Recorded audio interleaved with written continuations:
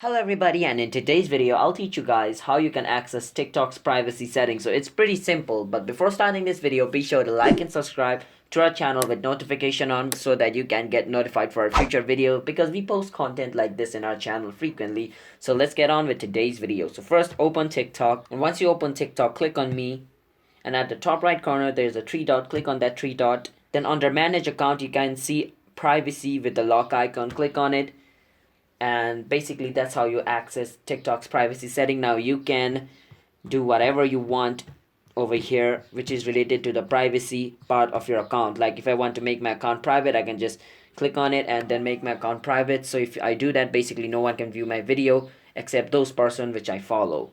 And then you can do other stuff as well, like make your videos to be downloadable or non-downloadable, or you can turn off duets or turn on duets, or you can stitch with your video or you cannot, or you can allow commenting on your videos or not, and many more other stuff which is related to the privacy part of your TikTok account. So if you guys found this video helpful, then be sure to like and subscribe with notification on, and comment down below what type of video we should make next. And I'm signing out. Have a nice day everybody. Peace out.